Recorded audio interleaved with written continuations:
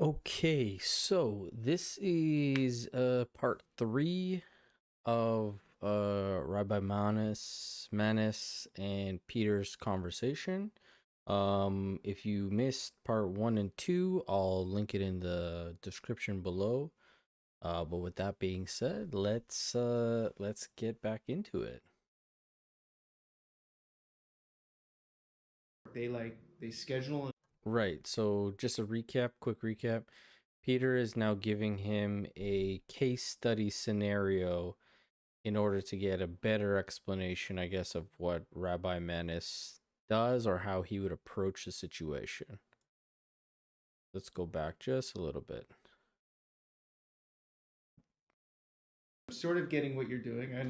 I'm understanding your thought process of this. But if a couple, how does it work? They schedule an appointment with you. They come in together, sit down at a table, and then how does it go? Usually it's separate. Okay. Uh, Okay. Talk to Okay. one at a time rather than together. you Because basically- what the guy needs to hear is a little different than what she needs to hear. How so? Male, female. Okay. Understandably, but if they are a couple, shouldn't they be hearing something at some point together as well?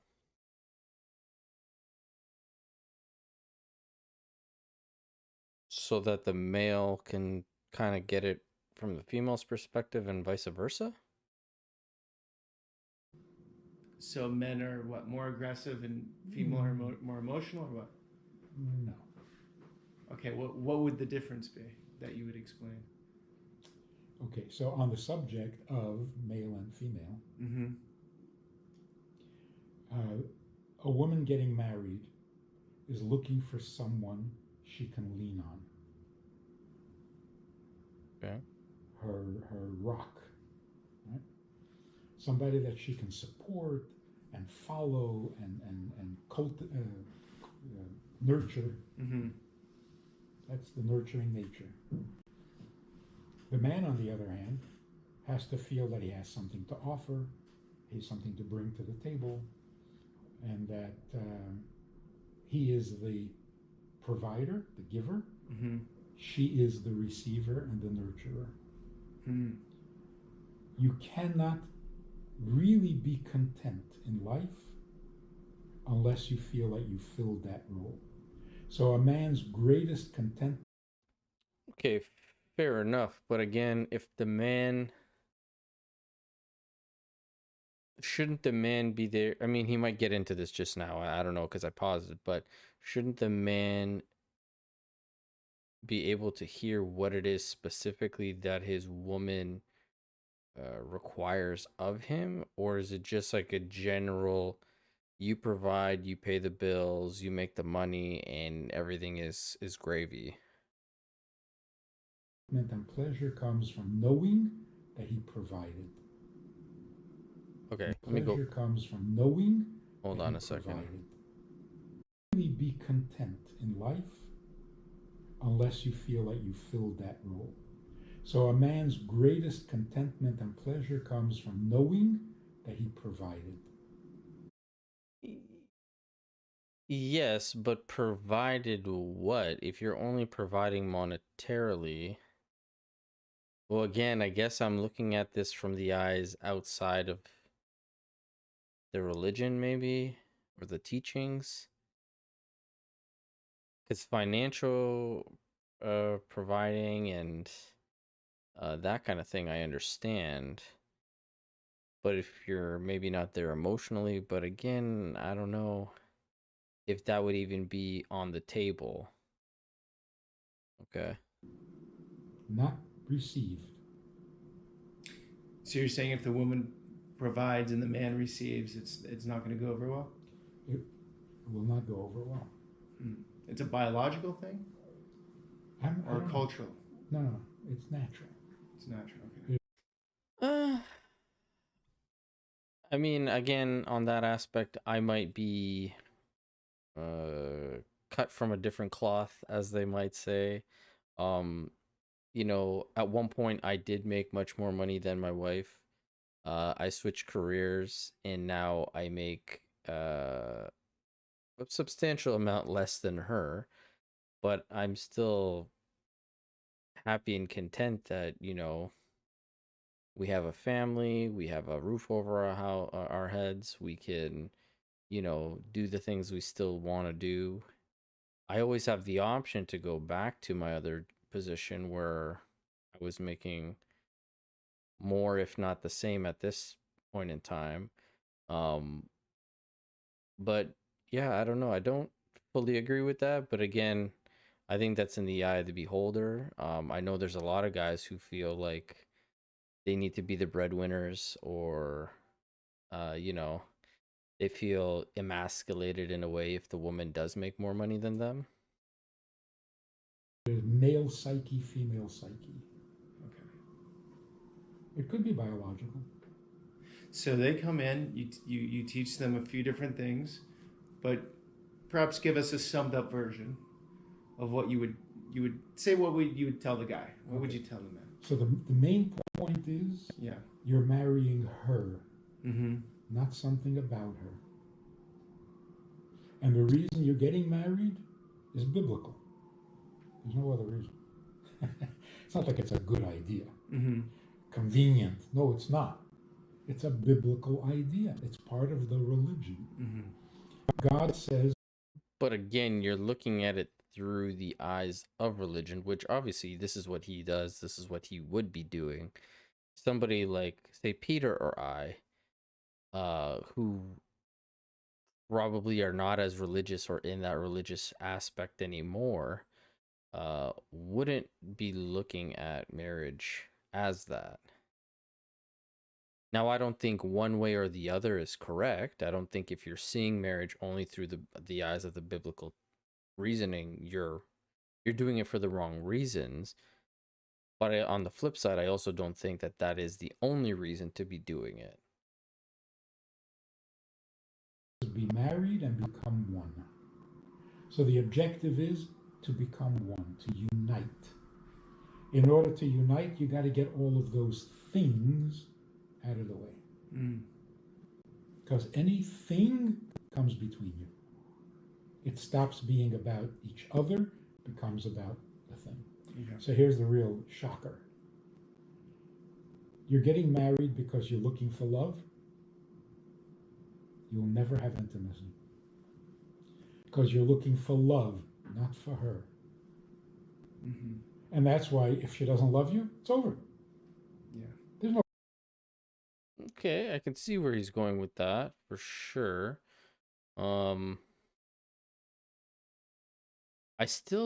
I don't know, I can't fully get behind the whole love and intimacy separation. I do see how, like, his point on that. But I think love can live within intimacy. And so if he's saying that if you're looking for love, you'll never experience intimacy. I don't know if I fully agree with that. But on that same breath, I guess if you look for intimacy, love will be there. Yeah, I don't know. It's a it's a strange way to look at it in my head. A relationship other than the love. So technically, you are married to the love, not to her. Hmm. So then it could mean there could be many matches for someone. Many possibilities. There's not one specific person on this planet for each person. There if really it's going is. for the love. Right. Right. That transpires through everything, right? If you're looking for love, you can love just anybody, almost. Mm. But then you're marrying the love. But I also think that there's, some people could say love is love, but obviously, like, I feel like there's different tiers of love, right? Like, yeah, I love my cat or I love my dog. I don't comparatively say that love is the same love equal to my daughter or my wife. I love my house. I don't think that just because I love my house, it's the same as me loving. You know what I'm saying? Like, so yeah. Oh, okay. It is no better, really not. It is no better than marrying for money. In fact, money is more practical. Do you suggest a prenup? A prenup? No. If you need a prenup, you're not thinking right. Yeah, I think that sets a bad energy in the Very relationship. For right? sure. Very bad. I just got married this last year. Yeah, for the first time. Congratulations. Thank you. Wow. It's great. She's wonderful. So this is the thing. Yeah. Love is not a basis for marriage. And this is the biggest mistake we're making because Hollywood, love is everything. Mm-hmm. All you need is love, and love will keep us together. And Right. it's not true. And love and marriage go together like a horse and carriage? No, they don't. First of all, I love that song. Frank Sinatra sings that, and that's he's one of my favorite singers. if you're going to get married, do it because you believe in marriage, not because you're in love with somebody. But isn't that the best feeling? And isn't that the reason of life is to feel love? No, No? No. You don't want to feel love? sure I do. I want to have chocolate too. But chocolate is not the reason for life. No? That's dopamine. Love is something different. Dopamine is that instant hit. A deeper love is what I think that's our existence. That's the pinnacle of existence, right? Yeah, like isn't that what people say? Even I mean, even in religion, or at least in you know when I was growing up Catholic, people would say like, the love from God or from Jesus, the warmth that you like, that's a feeling that you like to be enveloped in. So I think love is something that we desire and that we want, and I'm kind of on Peter's thinking train here in terms of what he's trying to say. Can't love be really selfish and destructive? Sure. So it can't be life. It's the spice of life. It's the icing on the cake, but it's not the cake. What's the cake? The cake is I need you, not your love. Everything about you. Just you. The good, the bad, everything. Yeah. Okay. See, our ancestors, right? Mm-hmm. Our grandparents, great grandparents, they married to have each other. Were they happily married? Maybe not. But don't you want But to be without each other was unthinkable. But don't you want to marry someone who you're happy to be around? Of course. Who you enjoy being around? Of course. It makes sense. Yes. But you're saying do it even if you don't get those things. No. Okay. No. Okay. What I'm saying is this. You want to have each other. Mm-hmm. When you do have each other, what's not to love? Mm-hmm. So the love is the icing on the cake. Okay. But first have some cake. Okay. Okay, so I'm seeing how he's framing it there. But again, based off Peter's questioning there, because it did sound a little bit like he was saying, well, look, our grandparents were married, and did they like each other? Or like, were they happy? Did they get along? Da da da. So that kind of sounds like he's indicating like you got married because you needed to be together regardless. Now he's kind of saying, no, you obviously want to be happy, which I agree. And it would be, I guess, more copacetic in a sense if you guys both got along in the marriage. But I don't know if love is the icing on the cake. I think love is an ingredient of the cake. Okay. Two things are killing marriages: love and sex. They're destroying marriage. Because most people think that marriage is love and sex. But love and sex are things. Everything. So let's put it this way. If you asked your grandmother, right, she was a religious woman? Not so much, no. More than people today? No, probably. Well, if you asked her, what happens in the bedroom? Most likely she would say, nothing. Nothing. I know my grandmother would, no, nothing. Mm-hmm. Come on, tell me, I'm 48. No, nothing. Nothing is the best answer. A bedroom, properly maintained, a bedroom is a no-thing zone. Don't bring things into the bedroom. Mm-hmm. It's just us. Yeah. So here's some practical advice. Get married because you believe in marriage. Of course, choose somebody you like. Okay.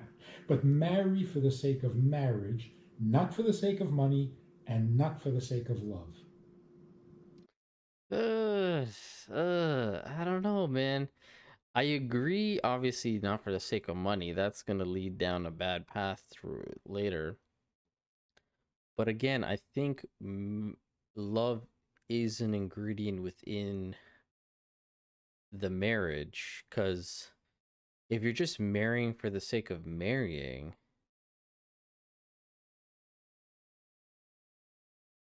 again, I'm not saying marry because you love that person. I'm saying that I think love should be part of the equation as to why you're marrying them. So you're not marrying them just because you love them, but because you love them, you also want to marry them. Hopefully that wasn't confusing. Marry so that you're not alone. It's not just you. There's a certain humility there. There's a certain vulnerability there. Mm-hmm. Love without vulnerability is abusive. Mm. So the vulnerability has to be there first. And vulnerability means, what? I'm just going to be me? What's the point of that? Mm-hmm. So you want another in your life, because then your life has some meaning. Of course, you want to love that person, and you should love that person. But in your religion, they really, from what I understand, really cement the principle of to be happy and well with yourself before you can offer anything to anyone else. But that means humility. How do you get well with yourself? Mentally? I think, look, we're engineered to have more negative thoughts than positive ones. I think to try to outweigh those. Well, that's a good point by Peter. Yeah, I would say I agree with that. I think About yourself. in general, any thoughts throughout the day? How many millions of thoughts? Yeah, like I mean, take for example the comment section, right? I get thousands and thousands of comments from you guys pouring pure love and happiness, and I love reading them all. But then I read that one or two comments that are kind of negative, or feel like they're attacking me, and then I make a little, and so I do see where Peter's going with that, because everybody does that, right? Um, that's why a lot of people say professionals, or like higher ups, don't read the critics, what they say. Don't look at the reviews, don't read the comment section, because you just kind of get in your head and stuff. But on that same note, like, I do appreciate all of the other ones, seeing as I comment back. I try to answer as many as I can. So it's a tough balance, but you have to make it work. Thoughts go through our heads. What percentage are negative? So to be well and healthy, I think more positive. To be doing what you want to do with your life, that's a big one. Yeah. And to be physically healthy. The basics, Maslow's pyramid. But yeah, that's. it's a little off the subject, but it's very closely related. The only way to be okay with yourself is to get bored with yourself.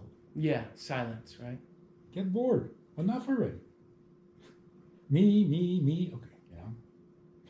But we're inherently selfish creatures. No. I Yes. don't believe it. You don't think so? It's a nasty. I like Peter's little retort. No, yeah, we are. Yeah. Slander of the human race. Okay, let's take some examples. Look, whatever action you take, it sounds okay. So you're not you don't believe in libertarian values at all, so much. Libertarian is about the self. It's about the self. I know. It's Right? poison. It's poison. But if you can't take care of your own oxygen mask first in the plane you're going down, you can't give to anyone else. You have to take care of yourself first. So your argument just proved my point. The reason to put your mask on first is to help. Right. Yeah. That's not selfish. Well, you're guaranteeing your survival over the person next to you. Their rate is limited because you're taking the oxygen first. No, I can't get out of that. No. Darn. Oh, Shlomi's been here the whole time. I didn't even realize that. I was wondering if Shlomi had anything to do with getting him into this. So Shlomi, when I made my intro here, Yeah. I said sex coach. Yeah, I told you he's a lot wiser than just sex. That should I change that, you think? Maybe you'll do another intro later, but I'll do another intro. Yeah. Marriage coach. But Yeah. you So what were we saying? A health. Okay. So you know what? I think I'll pause here before they get started in this next section. You guys let me know if you disagree, agree with anything we covered on this part of the video. As always, leave it in the comment section below. And I will catch you guys on the next part. All right. Thanks for tuning in, guys.